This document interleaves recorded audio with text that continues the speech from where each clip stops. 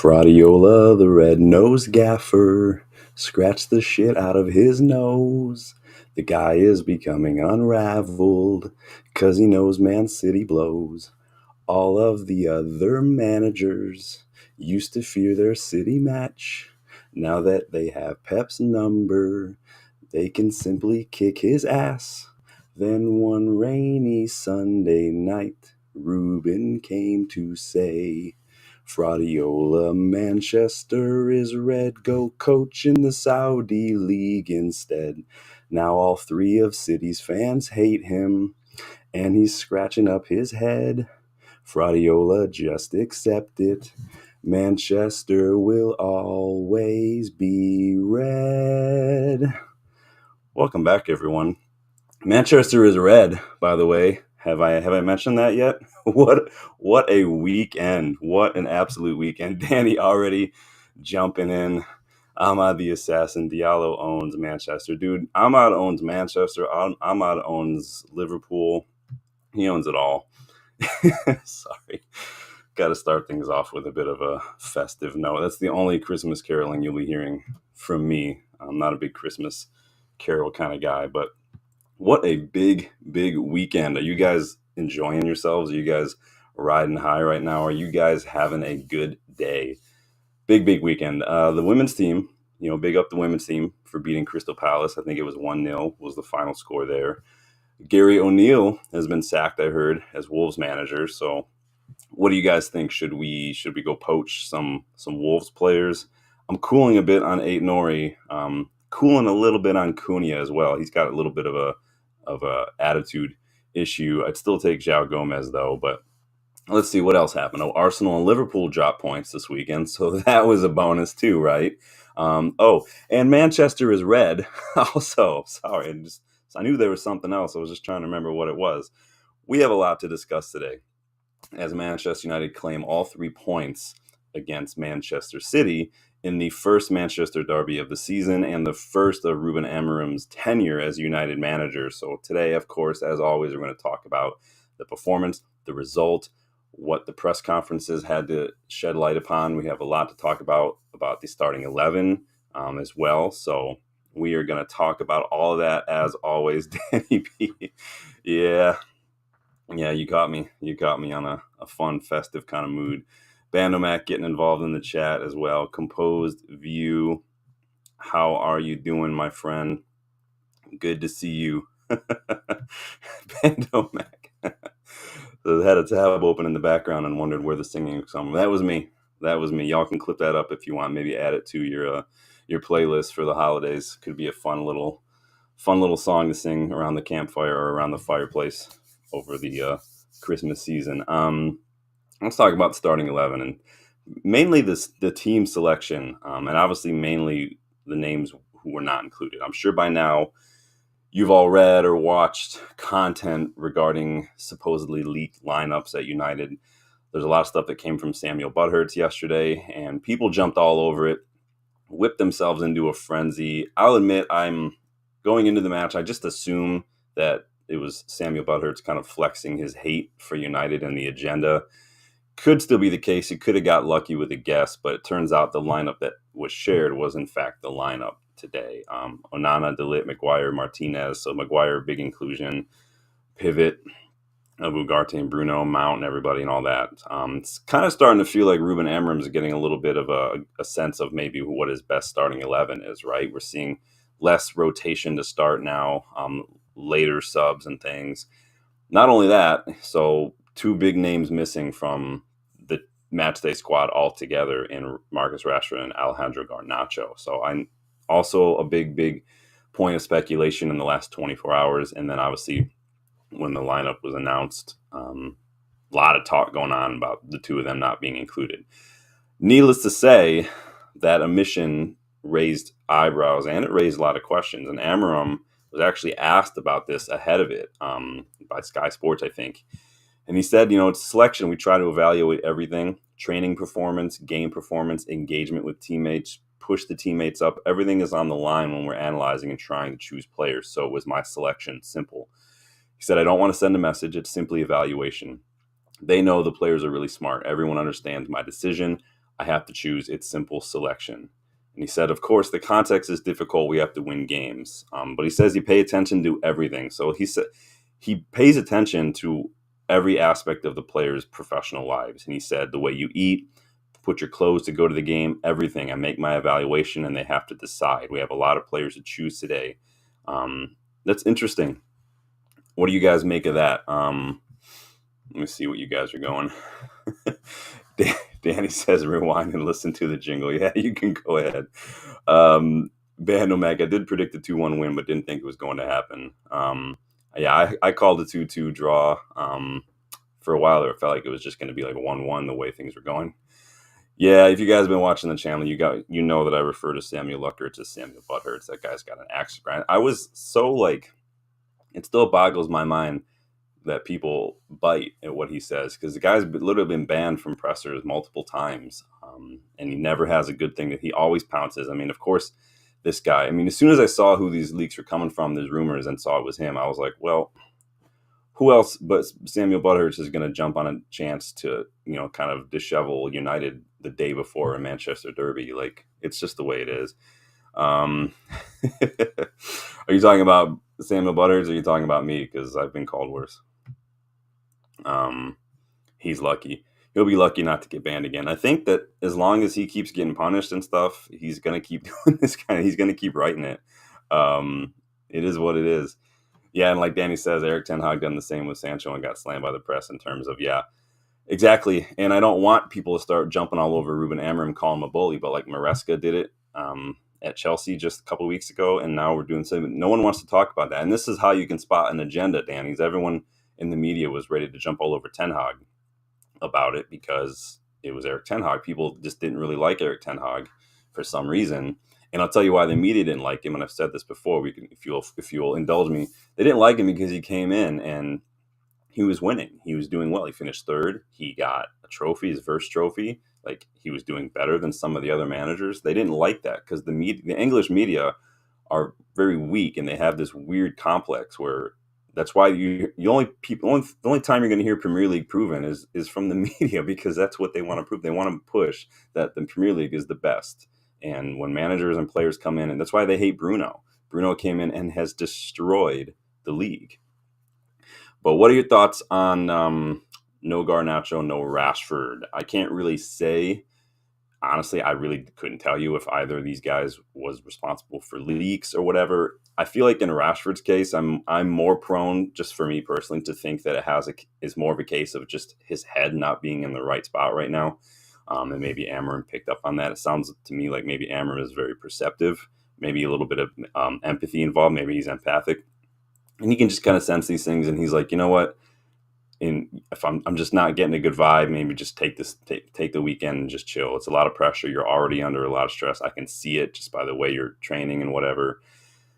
And I need to stress the word if, though, if either or both are involved in any sort of leaks or anything, if those rumors are true, then they both need to go. That's just the way it is. That's actively hurting your team, your teammates, your manager, the fans, your club. It's hurting that if that's what you're doing. And so, as of right now, we don't know what the reason is for them being gone. We don't know what's going on. It was a big call by Ruben Amorim, especially since Rashford did grab a couple goals the other day.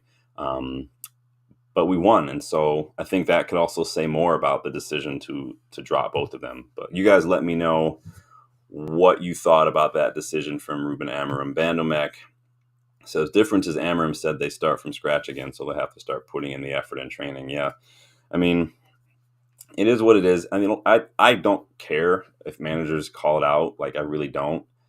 I don't agree with this whole modern mentality that, you can't do that to players. Like, it's criticism. It's constructive criticism. Maybe it's just a modern, like, generation thing. I don't know. That makes me feel old, and that's one of my pet peeves in life is when I'm put in situations that make me feel older than I really am.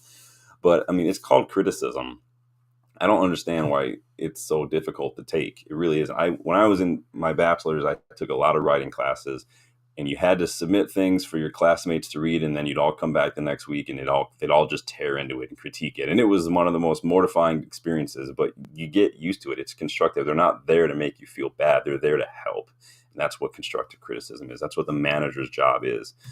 Justin, popping up. How are you, my friend?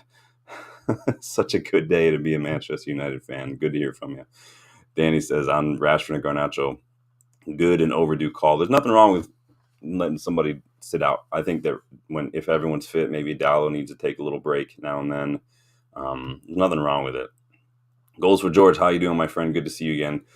He says Luckhurst did the right thing by providing that team list to the general public because this has been happening for weeks, but the club ignored it because it was on Twitter. You cannot ignore a blue tick. I mean, it's not that hard to be a blue tick. You literally just pay money to be a blue tick. I don't have it because I don't see the point in paying money for something. Like, what does that give me? I can write things that are longer and I can edit things. That's basically what having a blue tick means. It doesn't really do anything, at least for me.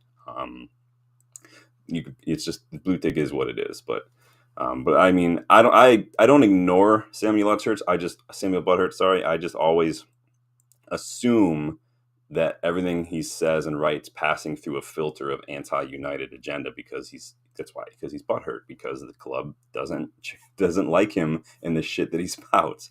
But so you guys let me know your thoughts on that. I'm gonna talk a little bit about what we saw from the first half just in general. Then we're going to dive into the press conferences and then we're going to go look at my 3 thoughts, but feel free to get your thoughts in as we go along. That's why we're here. Hit that like button if you haven't yet.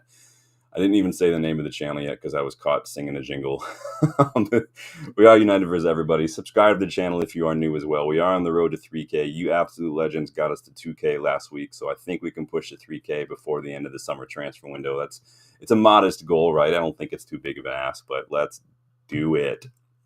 Justin says Manchester is indeed red. It's a good day to be a United fan. Liverpool got a draw with a red carded player. The only thing that would have made the day better is Pep getting a red off. Pep, I mean, if you count the scratches on his head as red, then he definitely got one of those. But so on the first half, so City sat in a low block. They kind of were, if you watch, they were sitting in almost like a back 5 sometimes. They did not want to give Rasmus Højlund an inch of space to run into. There were times we would get the ball and it would be Rasmus, and then there would just be like 5 blue shirts, and then no other United player around Rasmus, really. And so it was clear that they thought that he was a threat. Obviously, maybe playing against Gyökeres and playing against Ruben Amorim not that long ago, they remembered what that felt like, and they didn't want to open themselves up, especially with a little bit of a injury situation going on at the back. So it was clearly a little wary, and everything seemed to be going fine. We were getting into it, and then Mount pulls up with an injury literally 11 minutes into the match, for fuck's sake. A commentator literally said this is the 7th injury that Mason Mount has had since he signed for us. Just since he signed for us. Not in his career, since he signed for us. 7th injury. He's got to go. I'm not saying it's his fault. I'm not blaming him. It's just like Phil Jones, just like Luke Shaw. It's not their fault. It's just the facts. We can't carry players like this. It just is what it is. We can't rely on him. And if you're going to go down injured 10 minutes into a match, the whole game plan goes right out the window at that point. And so he might just need to give up playing as a professional footballer and become a pundit or something, because I don't think he's ever going to get over this unless he goes to a league where maybe he goes to the Saudi league or something. I don't know. It really was frustrating. What are you guys saying? Box jumping in. How are you, my guy? Good to see you. Box is agreeing with you guys on Ten Hag and Sancho. Yeah, you guys know I did that video a while back when all the Sancho stuff came out. If you guys have been following the channel for a while, I did a whole video called, Is Ten Hag a Bully? We explored it. I disagreed with a lot of what people were saying. I didn't think Ten Hag was a bully. You guys are welcome to your opinions. Danny says, I feel sorry for Mount. He needs to be moved on. He needs to. The problem is who's going to buy a player like that? Who's going to buy Luke Shaw? Who bought? No one was going to buy Phil Jones. And it sounds like I'm going in on these. I'm not. It's just the facts. The facts are that they can't be relied upon to stay fit. Nobody was going to buy Daniel Sturridge because the guy just couldn't stay fit either. It just is what it is. And like Box says, yeah, it is terrible luck. He looks perfect for Amorim. He does look perfect for that system and the way he gets around, the way he presses.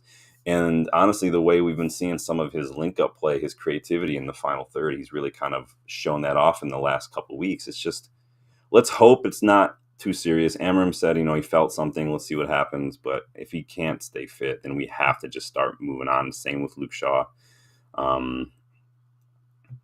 Yeah, and like I said, Van de Beek agrees. He suits the team, but he just can't be relied upon. Yeah.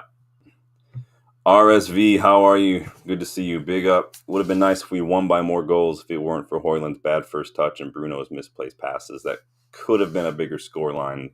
The attack needs reinforcements. Yeah, Hoyland was really, really isolated, I thought. Didn't help, that we were kind of playing him as a hold-up striker again. He was very isolated. And so if you're going to play him as a hold-up striker, which isn't his game, that's already a hit against you. If he's isolated against four defenders, especially experienced defenders who were like 10 years older than him in some cases, then that's not good.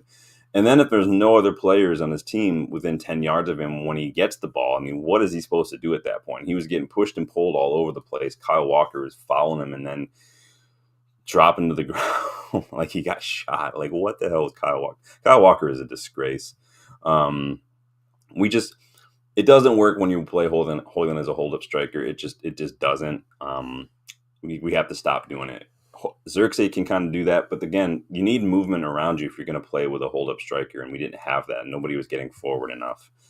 I think we weren't using the width as much as I would have liked to see in the first half. There were a lot of instances where Dallo and Ahmad were on, and this is what Ruben Amorim does. He wants to play out from the back, move the ball wide to the wing backs when they drop deeper, and invite the press into those wide areas so we can make switches. But we just weren't making those passes. We just looked a little bit hesitant. We started to do it a little later on in the first half, but it is what it is. And then we get to the Kyle Walker situation. What an absolute piece of shit Kyle Walker is. Literally, dude, go back to Dancing with the Stars and pulling out your wang in public and just leave the footballing to the actual people who want to come play and not get into the dramatics. Like, you're such an ass hat. It's a hat made of asses or a hat for your ass. Pick one, but he's an ass hat.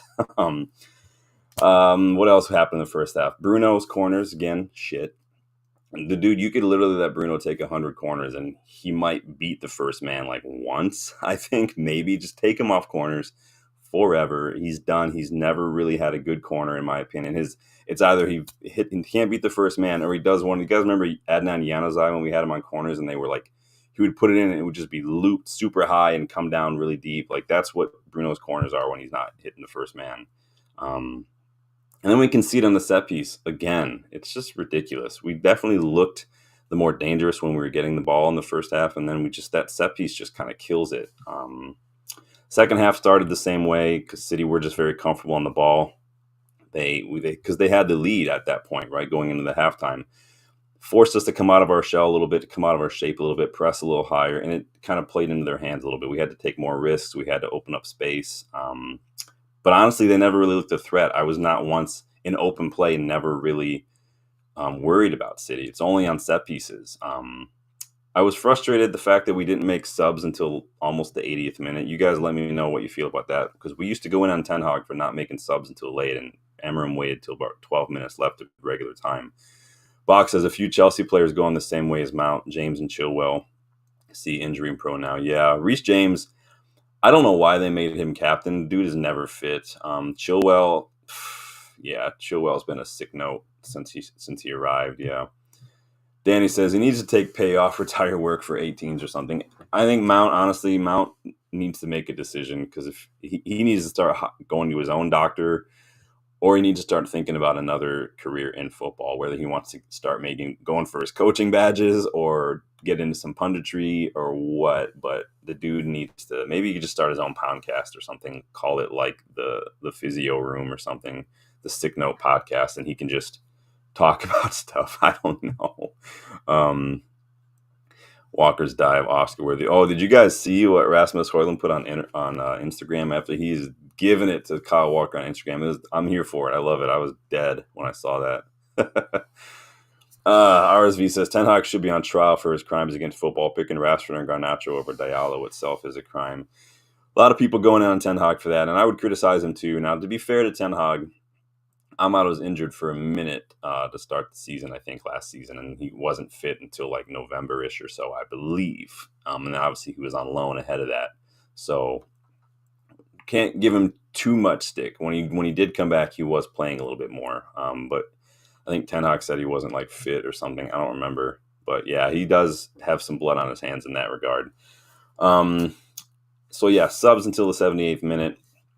we got that pen. Obviously, Ahmad did very, very well to pounce on that ball, hold it up, saw the opportunity, got completely taken out. And I don't know about you, but I cheered so loudly just when we awarded the pen. It was like a Lions fan when we get a first down. They just go crazy. It was it was a really well taken pen too. Bruno put it in great power, good height, good placement, sent Ederson completely the wrong way. Good pen. Um, and then I do love watching Bruno boil a piss out of City fans behind the goal when he put it away. That was mint. I'm here for that as well.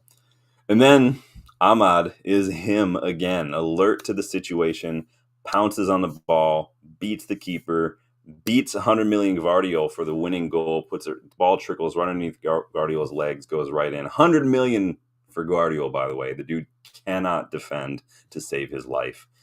Banomax says, yeah, the defenders are passing the ball around the back too slowly. Need faster 1-2s, and the midfielders open up the balls. Yeah, and I've said that many times if you guys have been watching the last couple of weeks. Even under Ten Hag, we just don't move the ball quickly enough. Onana is the first culprit. The guy just doesn't look like he understands that there are players closing out space and you have to move the ball. Doesn't understand that allows City's entire team to get to what they need to be for defense. And like our players are just like, what do we do? There's opportunities to move this ball and we're not doing it. Really annoying. Danny says Bruno was poor again today.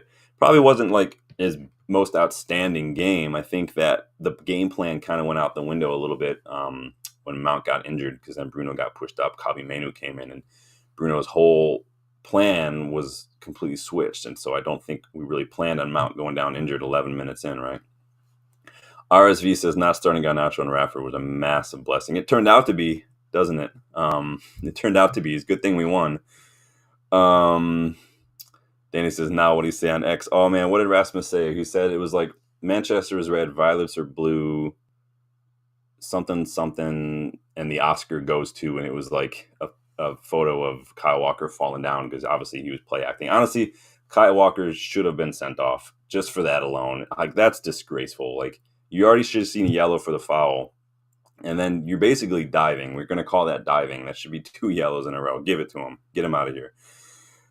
Danny says March. Yeah, so it was later than I thought even. Yeah, he wasn't fit for the longest time. And so I don't think that it's fair to say that Ten Hag wasn't playing him when he was injured. I think people forget that Ahmad was injured a big part of the season. And so I think that we got to keep that in mind when we go in on him for that kind of stuff. Danny said, yeah, he got back from injury end of February last year. Yeah, he was not fit. And he was on loan for the first couple of years too. So Mount probably get rated a 6. I don't really do player ratings. If you guys have been following the channel, I just don't really. I mean, I'm not saying it dumb or anything. It's never really been something I've been all super interested in. Even if you guys see me on other chats and some other channels, I don't really get involved. I just think it's hard to rate players, and it's just not something I do. Danny, we know that you do not like Onana, my guy. Box might get comment of the evening right here. Why didn't Haaland play today? We got thoughts on Haaland. I got jokes on Haaland, but it sounds like you do too. I love it. RSV says United should have also had a penalty for the Diaz foul. Yes, that should have been a pen. Diaz did not get the ball, and not only did he not get the ball with his forward motion, but he moved his leg backwards into Højlund, tripping him as well. It should have been a pen. Like, it should have. It just is what it is. Box says, what did you think of that Diaz challenge on Højlund wasn't given a pen? It was clumsy. It was a pen. It plain and simple. It should have been a penalty, and it's the fact that it wasn't was ridiculous. All right, let me keep going here for some player stats. I'm going to get back to some of the chat in a second. I just want to make sure I'm getting through some of this stuff, or we'll be here all night. I'm glad to do that, but I'm sure you guys have families and stuff you want to get to as well. Some numbers here from the players. So Lisandro Martinez, a defense was impeccable tonight, by the way. He completed 100% of his dribbles, had 98% pass accuracy, Lisandro. So he completed 60 out of 61 passes. You guys know I don't just like looking at percentages because it could be like he played one pass and cool, 100%. No, he made 2 clearances, created 2 chances, 1 interception, 1 block, and 1 assist for Licha. Maguire, also a great game, 100% of his tackles won. Ground duels, 100%, 3 interceptions, ball recoveries, clearance block. Maguire did what he needed to do. I've always said, if it's between Lindelof Evans and Maguire and having to lose two of them in the summer, I'm keeping Maguire. Plain and simple. De Ligt, also great. 4 out of 5 aerial duels, 3 interceptions, 1 out of 1 tackles. Like, the defense, again, was great. Mizraoui did really well to keep Doku quiet. He completed 100% of his dribbles, 45 passes, 9 out of 14 duels, 6 of 9 tackles, 2 clearances, interception, block. I said after the Forest match that, because I rattled off the duels and stuff and the numbers, that we needed to do more. We needed to be more physical, and because we were losing all these duels. And tonight we stepped it up. We actually showed fight. We actually showed some physicality, some willingness to get stuck in, win those individual battles, and we did. Ugarte was the same. His game was a little more offensive tonight. 3 out of 3 long balls, passes into the final third, dribbles completed, 95% pass completion. And as you guys say, we kept Haaland quiet too. Haaland had the fewest touches of anybody to finish that match. He had no shots. He only made 6 passes. Our defense should take a bow tonight because we kept Haaland quiet. And it's not the first time Lisandro Martinez has done that. He did it when he was with Ajax and he played Dortmund in the Champions League too. Like, Leach has got Haaland's number. Amorim must learn, says Goals for George, that he cannot build around Mount, and the club should get rid of Mount because he's injury prone and can't sustain a run of games. Amorim better get an academy player to fill in. We have plenty of academy players. I was going to maybe do a video in the future of like the next decade's starting 11 with considering some of the academy players and some of these youngsters that we have that we've signed and everything. Like, this is what our 11 could look like moving forward with some of these youngsters. Honestly, like, if Rashford and Garnacho are going to have these issues, bring in Ennis, bring in Montato, bring in Ibrahimov, bring in Gore, bring in Fletcher, bring them all in. Cheeto Obi Martin is probably ready to start playing in some of these cup games. Bandomac says, yeah, the ratings are a waste of time, so subjective. Yeah, I'm not trying to diss it because a lot of people like it. I'm not, you notice I've not said that they're bad. I just don't like to do them. It's like, I don't like mustard either. I'm not saying mustard is universally bad, and if you like mustard, it's dumb. I just don't like it personally, but it is what it is. Danny, I'm done with Onana since last week. Tried to give him a chance. He looks a little shaky still. It seems like, again, like I've said about Onana, like he can't shake off the mistakes very quickly. That you could tell that he still looks a little rattled. His distribution was shit tonight. Only 72% pass accuracy for a keeper is not great because it's not like all of his passes are long. This is just pass accuracy in general. You should not be misplacing passes as a keeper unless they're long balls. But even then, his long balls are garbage. 4 out of 13 tonight. Literally less than a third of his long balls he completed.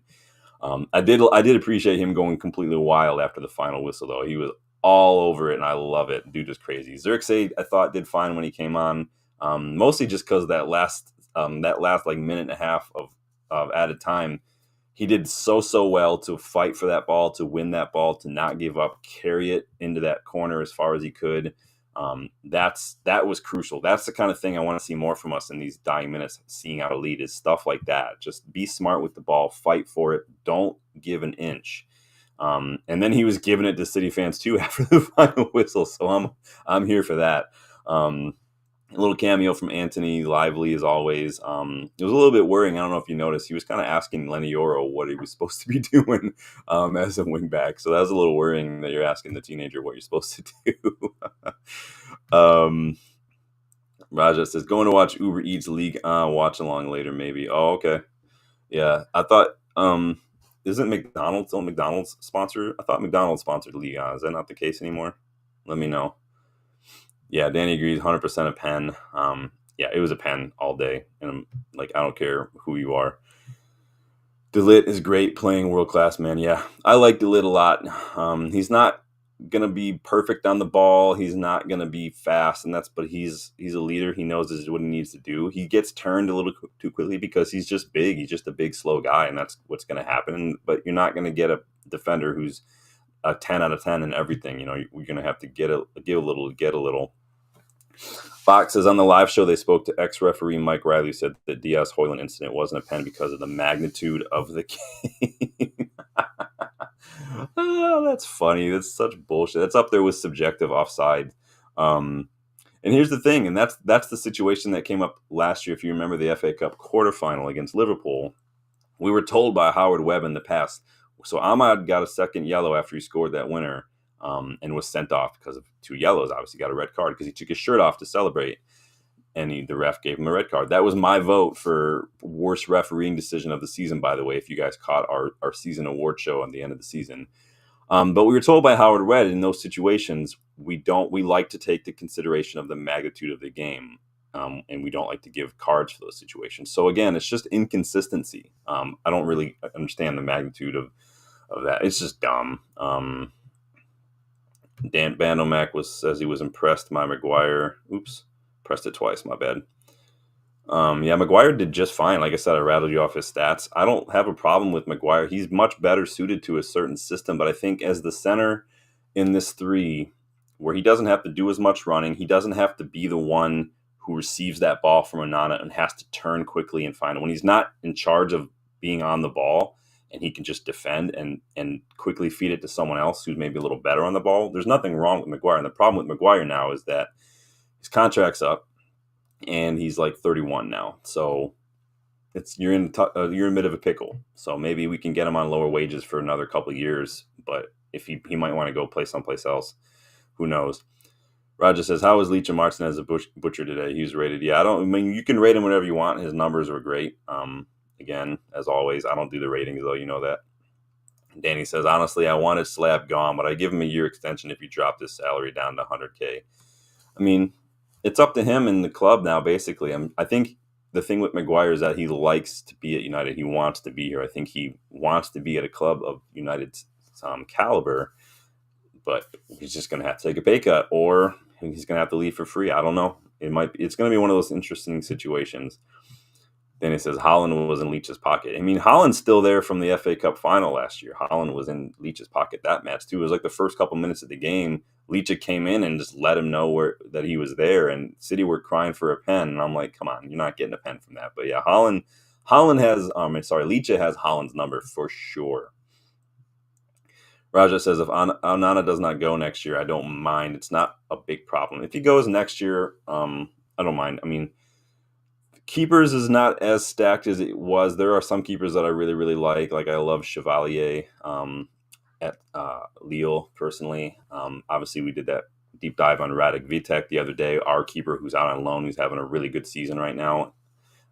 There's options, but this keeper market's not as good as it used to be. Liverpool grabbed a really good keeper, and he's out on loan.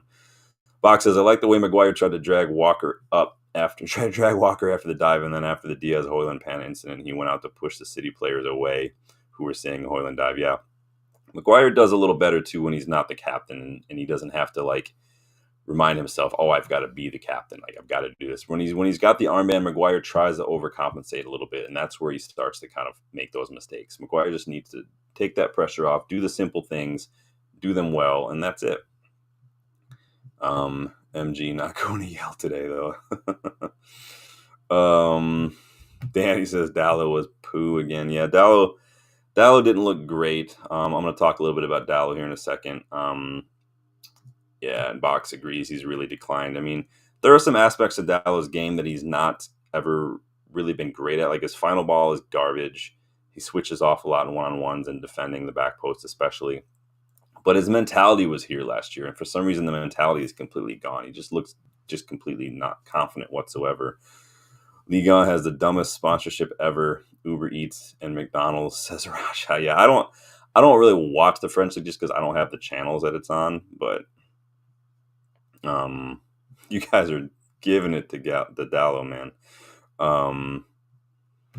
Bando Max says that pass for Leach was different gravy. Yeah, that pass from Leach was, because that's the thing. Leach has got it in him, but against Victoria Pilsen, for instance, he just wasn't pulling the trigger as often as I'd like. We need to do that a little bit quicker. So these players are starting to learn in this system. This is what we're doing. We're setting these traps for the press, and we need to find those balls, but we need to move the ball just a little bit quicker. And some post-match thoughts here, some comments from Amorim. And I saw some comments here from Ahmad as well. He was asked, over the course of 90 minutes, you needed 2 late goals, but you think he deserved to win. He says, it's hard to say, but I think we did a great job. We controlled City very well. We didn't allow much. Of course, we don't create so much either, but it was a divided game. But I believe it was a lot different to Arsenal. We controlled the game against Arsenal in the first half, but I didn't feel that belief today. I felt that it was the key point. He thought Maguire was perfect, he says. When you play out with three defenders, I think in the middle he's perfect. So again, saying what we were saying. He says, and then the way the striker that they have, Holland, with the long balls, you need to really be strong. And so it was perfect for him, not just Harry. All the guys defend really well. Yeah, I thought the defense was perfect today, personally. So he was asked about leaving out Marcus Rashford and Garnacho after the match. And he says, it is important to say why. It was not a disciplinary thing. Next week, next game, new life. They are fighting for places. But for me, it's important. For me, the performance in training, the performance in game, the way you dress, the way you eat, the way you engage with teammates, all of it. So again, same stuff he was saying before. They need to fight for a place in the team. And today the team proved that we can leave anyone outside the squad. You can manage to win if we play together. So read into that what you will. He was asked, what concerns do you have about Marcus's lifestyle off the pitch? And he reiterated, he said, I'm going to say it again, it's not a disciplinary thing. It was the small details. You can see the games like I see. There are some things that have to change, but it's a new life. It's not a disciplinary thing. It's the performance in training, the performance in games, and then I have to choose players. Johnny Evans did everything right. He was at home, and he's also very important for us. If it's disciplinary, I will say it here, and it will be a bigger problem. It was not that. It's just that I want to improve my players, and sometimes you see and you understand that for so long we try, for example, with Rashford, that a thing that doesn't work. So I think that if he was something disciplinary, maybe we would know. That's what he's saying. Who knows? It's like I've always said, you like take what managers say in pressers, maybe with a little pinch of salt. But we'll see. He keeps getting asked about this, and he keeps saying the same thing. I'm not going to keep reiterating this. So he's just talking about the standards of the players. And Ahmad, do you see someone who's a perfect example of that standards? He says, I don't want to talk about just Ahmad. A lot of the players are here improving, fighting, working really hard, or suffering. That's a good thing when you suffer for something. Ahmad, of course, is in a great moment, but I will say it again. Ten Hag brought Ahmad to the first team. Ruud did a great job, and we continue with the good moment of Ahmad. Ahmad did a great job, but now let's be careful. Don't do the same mistakes that we did in the past with younger guys, and let's push him down a little bit. Praise him, but the next game is a new story. He must continue. He was asked about Mason Mount, if there were any updates. He said he stretched his leg in one play, then he felt something, so let's recover. Mount is important for us. He's the kind of player that we really like. He's the kind of player our team needed because he's talented. He works really hard. He's really humble. So we need him a lot. So if he stretched his leg, he felt that to me sounds a little bit like hamstrings or something. So you guys let me know. Rajat wants Mike Mannion, but he gets injured too. That's a big concern. Isn't Mannion like older? I want someone who's a little younger if it comes to a keeper. Personally, I would not like to see someone who's older than like 25. Raja says, weekend is competed. Both Manchester City lost. So did that Catalan club. Did Barca lose? Nice. Yeah, and then Bach says, and Liverpool drop points. Yes, Liverpool drop points. Arsenal drop points. Again, I mean, beating Everton is not for everybody. So, it is what it is. Decent fact, says Bach, since 2012, we beat Man City 3 times at Old Trafford in the Premier League, but won 6 times at the Etihad. Interesting. Good stat. I know Ali did the double over Pep when he was here that season. Now Ruben has a chance to do that as well. So, sorry. Sometimes reading through the pressers can get a little boring, but it's good to see what the managers have to say afterward, especially our manager. Couldn't care less what Pep has to say personally. But you guys let me know your thoughts on some of that. I'm going to give you my 3 thoughts now, starting with number 1. I mean, pretty obvious, but Ahmad is amazing. I'm running out of quirky little titles to give to Ahmad in these 3 thoughts because I've already used so many of them so many times. The kid is it. Like, whatever you think it is, Ahmad is that. He's probably our best player on the night from the off. Probably our most dangerous player in attack. That ball he played while in a full-on sprint to find Dalot on the opposite side of the box was perfect. He'll probably never play a ball like that ever again. He does have a habit of holding onto the ball a little too long. Sometimes I think there are opportunities for him to get the ball away a little quicker to find a teammate, but he'll work on that. Just one too many touches sometimes. He was alive to that poor back pass to Ederson from Nunez, though, and in the 85th minute again did well to win that pen. It was all the goals came through Ahmad. He was in the right place for the right time for his goal to put us ahead in the 89th minute going into stoppage. I mean, 2 goal involvements for him in the space of like a few minutes. It's excellent. And he started the match. Like that's what we need. Players who play the full match, who will run their socks off the full match and then still find a way to pop up like that. He fights for every inch, every ball, every minute of the game. He fights for it. We saw it against Liverpool in the FA Cup quarterfinal last season. We've seen it this season on several occasions. The guy just creates things by just not giving up. Did you see Pep's face too when he turned to after the final whistle to see Ahmad waiting for him to shake his hands? Or I'll put it up here for you so you guys can see this shit. Oh, this had me dying laughing. It was like he turned and just was like, "Oh no, you! What do I do?" It's so funny. He just looks scared. Look at this guy. What an idiot. Oh, Pep, the gift that keeps on giving, man. That was funny. So Ahmad, by the numbers, again, great game. 94% pass accuracy, won 7 out of 10 duels, 5 out of 8 dribbles completed, took 4 shots, won that penalty, has a goal. And another stat, since Ruben Amorim became Manchester United manager, Amad Diallo has scored or assisted in 7 goals, more than any other player at the club. He's got 5 assists, he's got 1 goal, he won a penalty. Like, Manchester is red, and it's all because of Ahmad tonight. Give him the 7 shirt, let him have it, take it off a freaking mount. Oh boy, Rajat says Etihad announced that you are requested not to leave your seats early. They did that for Juve. That was so funny. They're not letting people leave, man. So hilarious. Tag Ahmad, you are a great quality baller with fainting. Danny's losing it. I have no. This is like someone. I've been called savage. I've been called ruthless. I don't care if you're Liverpool, if you're a City supporter, Chelsea, Arsenal. I don't care. I have no shame. I really don't. You just have to deal with it. Raja says debate's over. Sir Alex Ferguson is new go. Was there ever even a debate though? It was not ever a debate. There's no debate. There's no fighting it.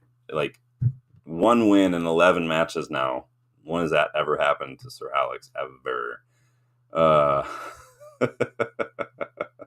And Danny agrees with you.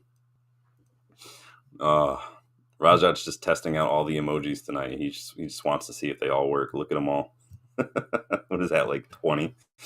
Nice. Pep getting vexed is crazy hilarious. Can laugh at it all day. I mean, you could laugh some more if you rewind to the beginning of the video and listen to my Christmas song that I wrote about Pep and sang it for you guys. Justin says, haha, poor Pep. Telling you, Pep knows City's in trouble and he's just losing on purpose to get sacked before the downward spiral. I don't know if Pep's losing on purpose. Personally, it doesn't really help him. I think that the players might know a little something though, because the players just don't have any sort of mentality. Oh wow, I didn't see that. Box giving us an update. Gary O'Neill, yeah. So we started the show with a little bit about Gary O'Neill getting sacked and whether or not we want to go for it. I didn't know Russell Martin got sacked. Yikes. So who's that already? Cooper's already been sacked. Ten Hag's been sacked. Russell Martin's now sacked. That's insane, man. Is that for real? I gotta look this up now. Yeah, wow. That's crazy. Man, they're not joking around. Southampton do not want to get relegated. Justin says 1 win, 2 draws, 8 losses, getting destroyed. And that's the thing. Some City fan yesterday was like, they were talking about like, well, it's just 1 in 11, and like they're like, it's not that big a deal. And I had to remind this guy, like, it's also like 8 losses, not just like you won and then had like 5 draws and a couple of. It's 1 win, like you're saying, 2 draws, 8 losses now. Like that's a big deal. You haven't like had 8 losses over the course of like multiple seasons combined, and now you're getting 8 already. The season's not even halfway done yet. Danny says definitely rewind to start and listen to the jingle. Yeah, I got a little creative tonight. Got to put that bachelor's degree to work sometimes, the writing. So Ahmad was interviewed after the match. He got some thoughts. He said, I'm feeling very good, very nice. Winning against City, a derby like this, away against them, who are one of the best teams in the world, you can only have a good feeling. I'm so happy. He says, today we knew it was not easy, but this is a derby. If you want to win, you have to be angrier than them, and we showed that. We were angry. We were happy to win the game. Like, I love this kid. He says, I'm following the manager's system. He's demanding a lot of pressing, and when I have to press, I go 100%. I don't care who is there, who is not there.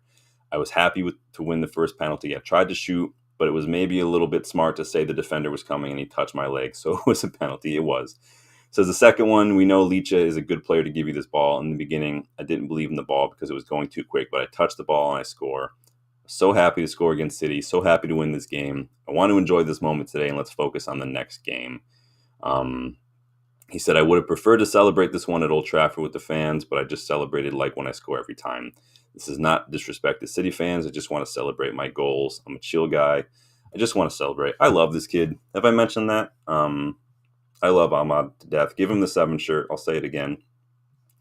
Box says, even before this City collapse, they were showing signs of weakness. I mean, I don't think they can buy anybody. I think there's a lot going on behind the scenes. I mean, their big answer in the summer was bringing back Gundogan. Like, they're not going to strengthen in January. They had to cheat basically to get Savinho in, and he doesn't really look anywhere. I don't even know if I would take him over Anthony right now. Honestly, that guy does not look good. He's basically Anthony light. He cuts in, he wants to shoot on his left. That's it. He's not great. He's a Timu Riyad Mahrez. Box says, I thought we were the better team in the Community Shield. I don't even remember watching the Community Shield now. The FA Cup final, it matters. I appreciate that. Justin says, Russell Martin kind of had it coming after the first half, getting bent for fun. 5-0 is not a good look. I didn't see this, I didn't watch the Spurs match, but I did see that it was 5-0 in the first half. I mean, that's harsh, though. They're newly relegated. They're completely different teams. I mean, that's a bit of a trigger reaction there. Box says they had to get a 95th minute equalizer versus 10-man Arsenal, 90th minute versus Wolves, and they only beat Southampton and Fulham by 1-goal margins. Yeah, they're not having a great season. And I'd like to thank Ten Hag for toppling that first domino, though. But so number 1, yep, Ahmad is amazing. Let me move on to number 2. Don't forget to like the video, subscribe if you haven't yet. Number 2, time for a clear out.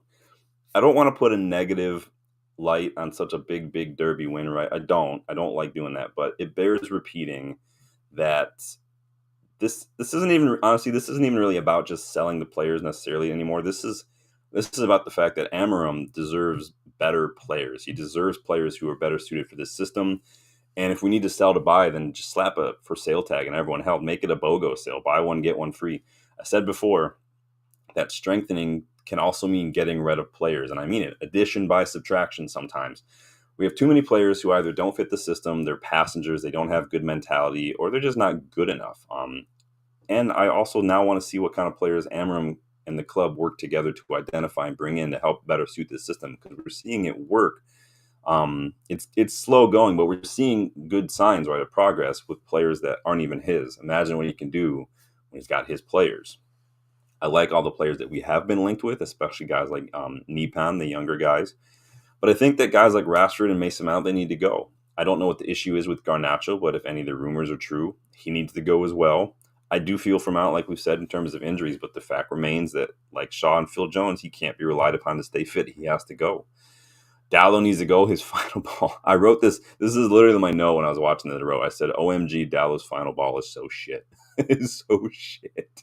His best delivery of the night, the best looking cross he played, was from his own back corner across midfield for some reason, and it went straight to Phil Foden. It was best looking cross I've ever seen him put in. It was straight to the opposition player. He keeps getting caught in the ball. He's not good moving the ball quickly. He doesn't look confident in those situations. He doesn't look confident at all. He looks completely bereft of all confidence. He has that same look on his face that Casemiro has had a couple times, like when he stepped up to take the penalty against Coventry or in that Liverpool match. He just has that blank stare, like he can't focus, he can't concentrate. He's flooded. He's all over the place. In Dallo's place, we need a physical player with stamina, speed, someone who's good on the ball, comfortable on the ball. That's what we need. We also struggled to move the ball through the middle of the pitch today because Mount got injured. We changed the game plan up. But we need players in midfield who are a little bit more physical, a little bit more press resistant. That's why I don't like Bruno in the pivot, because yes, he's good on the ball. Yes, he has a good pass, but he's weak in possession, and he gets bullied off the ball way too much. And he wants too much time on the ball. He's not press resistant, Bruno. If he doesn't win a foul, then he's going to lose the ball. We just couldn't move the ball to the midfield. So we need midfielders. I want someone with energy again, someone who's good on the ball, and someone with the mentality that's going to lift the floor of mentality in this squad. So you guys let me know. I'm going to jump back into the chat here. Well, I got a lot to catch up on. Justin says, was watching the Tottenham, Chelsea, and Kansas City game with my nephew Caleb all at the same time. See, I can't do that. I can't watch that many games. I can't focus. Like when instant messaging was a thing, I could only talk to one person at one time. I can't have like multiple windows. It's too much for me to try to keep track of. Danny says 7-8 need to go 5-6 and we need a lot. I don't know what we're gonna do. You guys saw my January bargain video. There are bargains to be made in January that could strengthen the squad that don't cost a lot. Some of them you might even be able to get for like peanuts, especially if we move on even just one player that is maybe just excess. Whether that's someone like, I don't know, maybe Rashford or something. I don't know. Justin says Ahmad is the most deserving player of the number 7 shirt. He wants it, and if it's a straight up fist fight right now between him and Garnacho, he's definitely like laps ahead. I don't think Garnacho is old enough. Garnacho's not mature enough to handle something like that for at least another like 4 or 5 years tops, and that's only if he develops, in the right way. Box says, what fee will we get when the Sancho deal becomes permanent? I think that's like 25 million, I want to say. Yeah, and Danny's jumping on it. Yeah, Danny says, yeah, not bad. I mean, we're never going to make our money back for Anthony. We're never going to make our money back for Sancho, Anthony as well. It's not going to happen. Mount probably as well. We'll probably make profit on Dallo because we only paid about 20 million for Dallo. We'll make profit on Rashford when we sell him, obviously. If we do sell Garnacho, that's going to be profit too. So we have a lot of opportunities for profit. And even if we lose Eriksen and Lindelof for free in January, we get 270K a week off the books in wages just for the two of them combined. So Danny says, get me Baleba and João Gomez to replace Eriksen, Casemiro. Yeah, if you're going to get anybody off of Brighton, be prepared to fork out at least like 75 million, especially someone like Baleba. If they're going to be like, oh, well, we sold Caicedo for this much, that you guys have to fork over the same amount. That's just the way it is with Brighton. It's like they're like Dortmund. You're never going to get someone for cheap from them. Raja says, have Ahmad not going to be too mad? Yeah, give it to him. He says, get Ederson, Vitinha to replace these players, Danny. Vitinha would be a dream come true. I have a player in terms of while we're on the subject of midfielders with energy. Maybe this seems like a good place to stop right now and do a quick mini scouting report so you guys can see the kind of midfielder I do have in mind for what I'm looking for. So let me jump right in here. Boom. Say hello to Hayden Hackney. I gave you guys some hints the other day. Plays in the championship. We have been linked with him before. Hayden Hackney plays for Middlesbrough, came through Middlesbrough Academy, local Middlesbrough guy, just Middlesbrough through and through. Obviously, Michael Carrick is managing Middlesbrough now. But he plays central midfield. He plays in defensive midfield. He plays in a double pivot, and he is a playmaker. He is very good at picking the pass, winning the ball, moving the ball, carrying the ball. He's very good on the ball, press resistant, nothing but energy. The guy has an engine. He wants the ball. He started all 18 games this season. He averages 86 minutes per game. The guy is reliable. Like I said, he's got an engine. He's got 2 goals and an assist. He's created 4 big chances this season. He's been team of the week once. And he was man of the match back-to-back times. He had a solo run and a rocket goal against Stoke earlier, and he had a great goal against West Brom as well. He's learning under our former great midfielder, Michael Carrick. He's developing Hackney into a very, very excellent deep-line playmaker, just like he was. And it shows. He's leading the team right now in pass completion with 85% per 90. His accurate long balls per 90, he's leading the team as well. Second in the team right now for successful dribbles per 90. So he's just good at moving the ball, whether it's with a pass or with a carry. We were reportedly interested in him in the summer window. That was around the same time we were linked with a lot of players, but we were linked with him according to the same outlet that reports our Jonathan David interest. If I had to choose right now, I'd still between the players we've been linked with, I'd probably still choose Ederson at Atalanta just because I like that age profile a little bit better, and I think Ederson's done it a little bit more on the big stage than Hackney. But if we were looking for players who are a little less expensive, maybe a little younger, who we can develop a little bit, players who are in that first or second contract who are going to fight, I think Hackney is probably a really, really good player. He's got top 1% for progressive passes, top 5% for progressive carries, top 10 for take-ons, Shot creating actually is top 5%. The guy is incredible. So you guys might diss it because it's a championship, but don't sleep on the championship players. They have a lot of, even Joe Bellingham's doing really good. Chris Rigg is very good player. Yeah, the Ederson links. We've been linked with Ederson for a little while. We were just linked with him the other day as well. Rajat wants Quenda or Jan Couto. I do like Couto a lot. Quenda's good, but I mean, I don't think we need Quenda when we've got so many good academy players who are literally the same age right now. I think you could easily give an academy player a little bit of a run out and see if it's worth sticking with them and developing them versus spending a lot of money on Giovanni Kenda personally. Danny says he's worth 75. Yeah, Quenda's going to cost you a lot of money. Raja says if Pedro Gonçalves is 35 to 40 million, I will take him. I'm going to do that deal. So on Hackney, Danny says he's a good player. He's a very good player. He's not going to be like, as of right, I mean, he's still young, but he's not like your flashy star signing player like your João Gomez's, like your Vitinhas, like your João Neves, your Frankie de Jong. But what he does, and people need to not sleep on the championship. Championship is a tough league. They play more games than we do. They play in the same region as we do, obviously in England. They're still in a lot of the domestic competitions as well. You need stamina, you need physicality, and that's the best. That's why I love it when we send players on loan there, because it's going to force them to improve on that physical stamina, energy level of their game. Could it be a January deal? I think if you want to do a January deal for someone like a Hackney, you're probably going to have to help them out a little bit with someone like a Collier or somebody. Obviously, the Michael Carrick connection could help us. I know that. I want to say they were linked with Collier too, Middlesbrough. I couldn't remember off the top of my head. Lionhearts, how are you, man? Just tuned in. The first thing I see is Hayden Hackney. I like it. Yeah, we did a little mini scout report. I'm on my second point of my 3 thoughts in the match, and my 3 thoughts is we need to clear out. And I'm trying to describe some midfield, what I'd like to see from a midfielder. And I want someone who's good on the ball, someone who's got energy, someone who's physical, who can pick a pass, who can dribble. And Hayden Hackney is the guy. Rajat wants Alvaro Fernandez back. Yeah. He could, I mean, that would be another inexpensive pickup to bring back. It's just, at this point, I think it's going to be completely up to the player. So Bach says, yeah, Gyökeres came from the championship. A lot of players come through the championship and they do really, really, really well. Rajat says, need to have some experience in your squad, though, as well. Yep, and that's what I've said as many times in the midfield. That's why, if you guys remember my January bargain deals, I picked Joshua Kimmich as a midfield option because he will be free in the summer. He's only 29. He's really, really good midfielder. He could be a really good leader to come into that midfield as well. But I do love Hayden Hackney. Now, Hayden Hackney's still young, but he could still do it really, really well. Danny B says he's like a better version of John McGinn.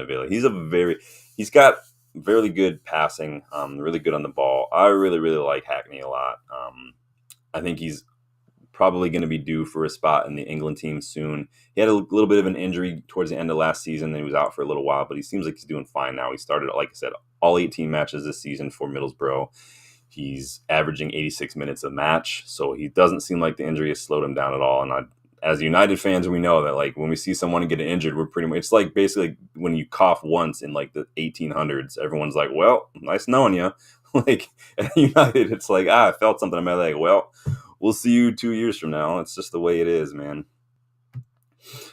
Raja wants me to do a whole profile video on Hayden Hackney. I mean, it's probably just going to be a little bit of a stretched out version of what I just did. The mini scout reports are basically the same. They're just kind of condensed a little bit. If you want me to do a full video, I can. But, I mean, I just don't see the point of doing a full video on some guy we were linked with tentatively in the summer. But it's just more my scouting, the kind of player I'm looking at.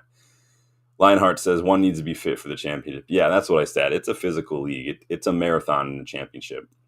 Like I said, they play more games than we do. They're in all these competitions. They don't have the budget, so a lot of those players are older and they're hardened guys. They will leave one on you. Playing in the championship is like playing the 80s Premier League. They don't care sometimes, but there's a lot of good players there. Jude Bellingham played in the championship, went to Dortmund from there. Benamek says Ahmad's load to Sunderland seemed to have really helped him. Ahmad did really, really well at Sunderland, if you guys watch that. Did Kimmich in Germany will win the World Cup? I don't know if Kimmich was in and around the first team as much in 2014, the German squad. I honestly don't remember, but I'm not saying he wasn't. I just don't remember. Lionheart loves him some John McGinn. John McGinn to me is like a shorter, faster McTominay. Gets around the pitch. I'm not saying it's bad. He's just I don't. Yeah, he's a decent player. I think you need those kind of players in the squad. Like I said, we have too many players who, if like, I think there are managers who would give their left arm for 11 John McGinns in the squad, or even 11 McTominays in terms of desire and fight, and those kind of mentality. Um, skill will get you so far, but you have to have the mentality. Danny B says, I hope Dan Gore gets an appearance in first team soon. It seemed like he was in line under Ten Hag, and then he picked up that injury, and he's doing really well. Like I watched the academy match yesterday, and he looked pretty good. We did that watch along; he looked pretty good.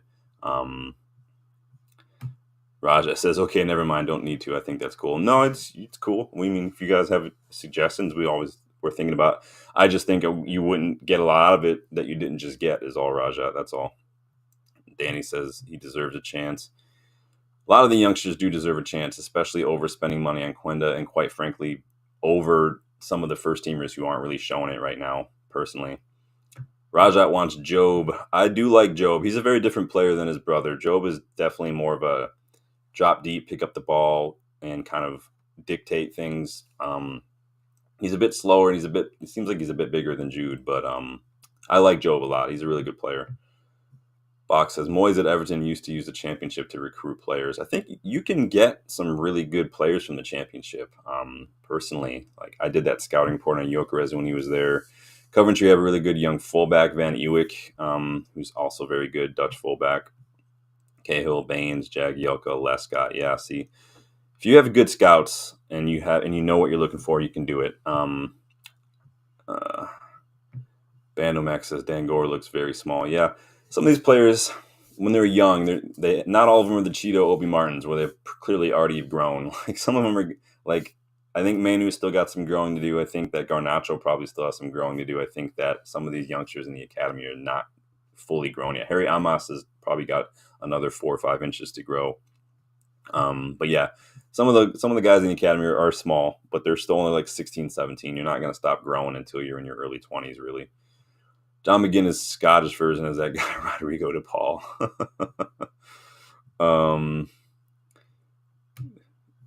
Lionheart says Dan James is not one of them, though. Dan James, poor guy. He could have been a very useful little wingback. I think he has the energy and the speed and everything that Ahmad's got. He fought. He never stopped running. The quality wasn't quite there at all. Box says Ahmad looks quite slight, but he's deceptively strong. That's the thing. You gotta look out for the shorter players because they're like Messi. The low center of gravity makes you very quick. It makes you very, very balanced, and so that's why Messi can ride all these challenges and tackles so well because the center of gravity is much lower. So he's very, very, very balanced. It helps when you're like one of the best players ever. But Ahmad's got a little bit of that as well. That's why he's so good with the ball in those tight spots, and he seems to always kind of pop up out of 3 defenders with the ball because he's just riding those tackles because he's so good on his feet. Let me go to my last point here, or at least my third point. I won't say the last point. Still work to be done. There were some good things, but there were still some criticisms, and I'd be remiss if I didn't include some of the things that I'm a little critical of.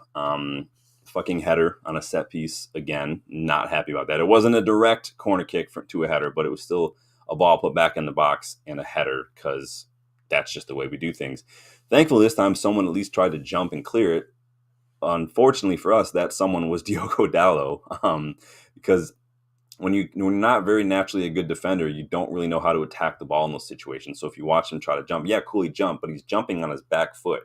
So he's not getting any power. He's not attacking anything. He's just trying to get anything on it. And that's what happens when you're not alert to the dangers. Then imagine when you're just a step behind the situation, you're jumping on the back foot a lot. You're not generating any power. You're not doing anything. And that's what Dalot did. I'm not trying to go in too hard, but I'm just pointing out the situation as I see it unfold.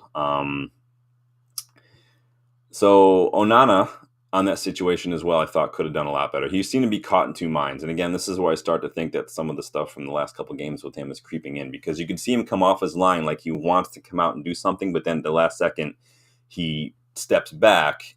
And what that did was throw his whole weight completely off balance. He was on his back foot. his weight was one way, the ball was going another, and it looked in real time like it wasn't that far away. But with keepers, it's all about where your weight is planted.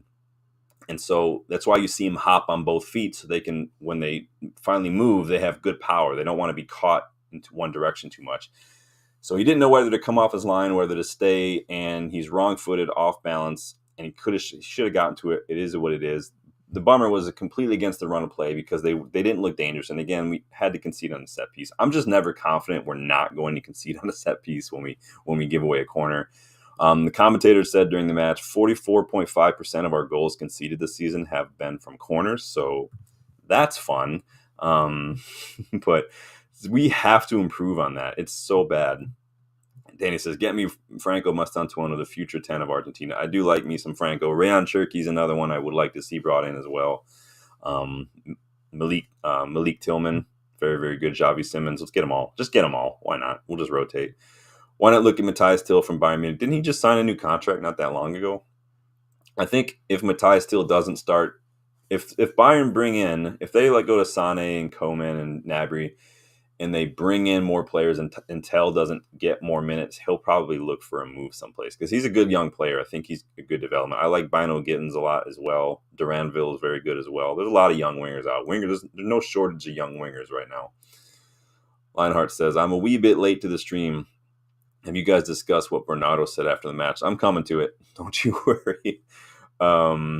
We're getting there. At least try to get him on loan. You might. It just depends. I think that, again, is he better than some of the academy players they will have? Watch the academy, Raja. If you get MUTV, watch some highlights if you can on YouTube. Watch guys like Ennis. Watch guys like what's his face, Missin, Mentato. These guys are very, very, very good. Danny B says, not for sale, Raja. Just signed a new deal. Yeah, that's what I thought. He signed a new deal recently. I do like him, but he signed a new deal. When I was playing FC 24 and I started a manager career with Nagelsmann, I signed Tell for United because I thought maybe he'd want to continue working with him. Danny B says, why develop him for Bayern rather than develop one of our own? Yeah, exactly. And that's the thing. We don't want to do someone else's work for them. We're not Chelsea, or the opposite of Chelsea. Lionheart says, any thoughts on Cunha? We talked a little bit about Cunha earlier when we talked about Gary O'Neill getting sacked. Other Wolves are struggling. Other players that we might want to go poach. I'm cooling on Aït-Nouri a little bit. He doesn't look quite as physical as I'd want him to be. He's good on the ball. He's silky. He's just not. I need someone a little more physical. Cunha, I'm cooling with a little bit because I worry about his mentality in those situations. Like what he did the other day I'm like, we don't need players like that. Come on, man. I'm not judging him. I'm just like, you gotta be able to keep it together. I still want João Gomez, though. I'll say that much. Raja says, he may not suit our play style as well. Ruben don't play with typical wingers like they do at Bayern. I think if you're young enough, there's a chance that you can be developed a little bit in that regard. That's why I'm not giving up on Garnacho quite yet in terms of where he fits in the team, because I don't see Garnacho as a wing-back. Could he be turned into one of those 10s? Maybe, because he is young enough to develop. It's just a matter of if he wants to, if he just wants to be a winger. So mad we can get Pedro Neto, says Raja. I liked Neto, and then he got that injury, and I wanted to see how he came back from that injury before I gave any sort of a verdict on that, though. On the topic of there still being work to be done, though, so we talked about conceding another corner. Nearly half of our goals have been from corners.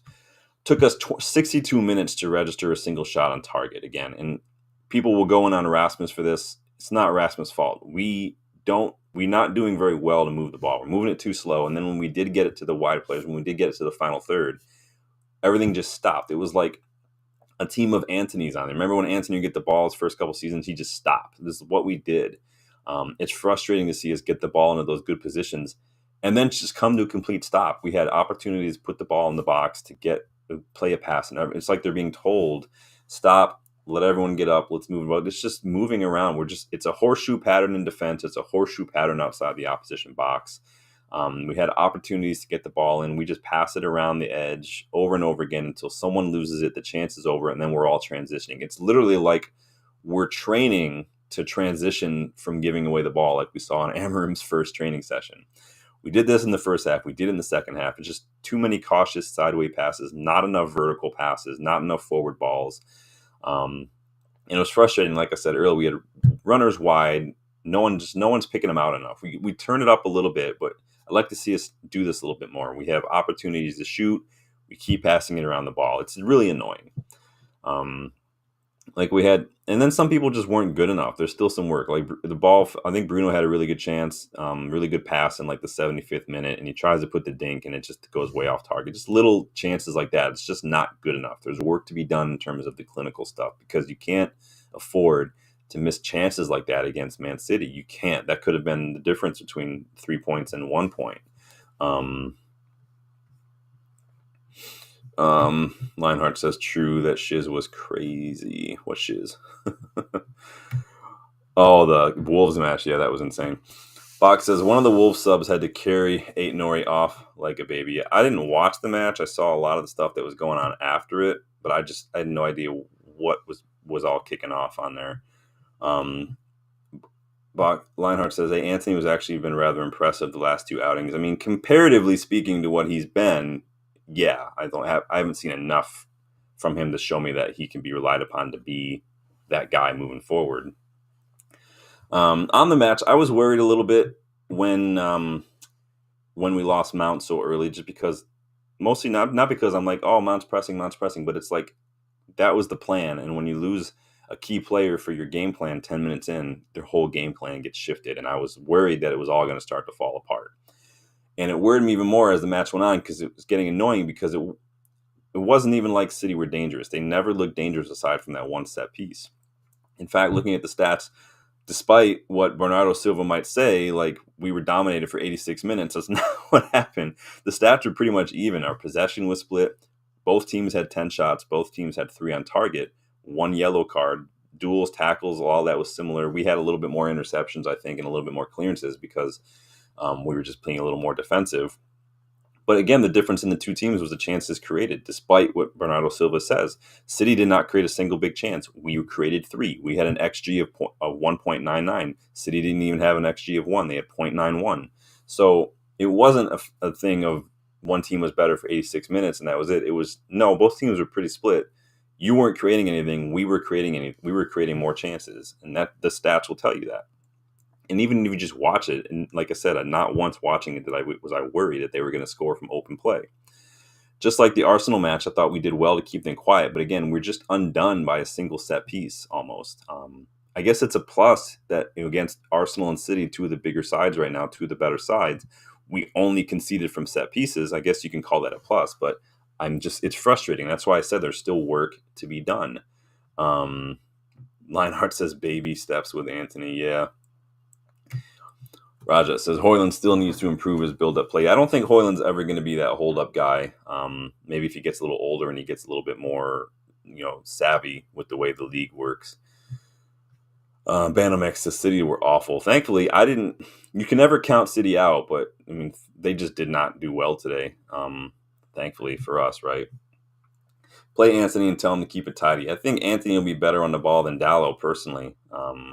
But I still would probably not want either of them at the club right now, if I'm being honest. City have crap. They weren't very great today. Like I said, Haaland was one of the most. He was anonymous, so it wasn't super pretty, but we won. Still a bit surprised that we won. Honestly, it's just lots to laugh at. 100 million for Grealish, who can't even get a start, and he puts corner kicks in where they're worse than Bruno's. 100 million for Guardiola, who lets Ahmad's second goal, our second goal, and Ahmad's goal trickle through his legs. But I mean, you want to spend 200 pounds on that, 60 whatever for Mateus Nunes to replace an injured De Bruyne last season, and he gives away that kind of ball. Like Haaland, I mean, it's just, you can go through the entire squad. Even the guy they brought in to replace Grealish, Doku, couldn't really do much today. But stay humble, right? You got to stay humble. We do have the Carabao Cup game this week against Spurs, so we'll preview that in the next couple of days. I will absolutely be watching the full match replay of this derby tomorrow while I'm working out in the morning. I think definitely. Lionheart says, what's going on with Dallo, man? Dallo just looks like lost. He just looks like the focus is gone. The edge is gone. Whatever that mentality, whatever that fight that we had, we saw from him last year is just gone. I don't know, but he needs to go probably. Not necessarily because I'm just like, he's crap, get him out. I just don't think he fits the system. Just like Rashford. I don't think Rashford fits the system. So for everyone's sake, we just got to do it. Raja says Doku was attempting to play well. I hope everybody on the pitch was attempting to play well, but attempting isn't doing, is it? Mazraoui kept them pretty quiet, and I have no problem with that. City's left wingers seem to just roll over, roll over, roll over, pass it back to their midfield or their defense. That pretty much seems to be Grealish and Doku's ball. Lionheart says, quote of the day, Pep, I'm not good enough. Love it. I mean, I wrote my song about him. You guys can go back and watch it and laugh your asses off if you want, but that's going to be pretty much it for me. Oh, and it definitely should have been a pen from Diaz on Højlund, by the way. I know we talked about that, but it also bears repeating.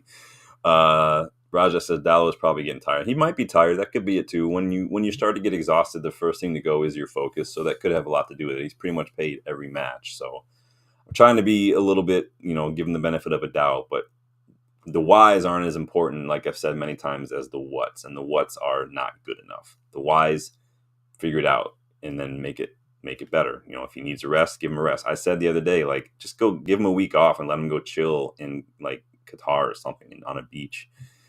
Bandomek says I think Dallo prefers to be in the right, and that's fine. But like Ahmad said, if you get asked to do something by the manager, you're going to give 100%. It just is what it is. I can't make excuses for one player and not another. It's just that's the way it works.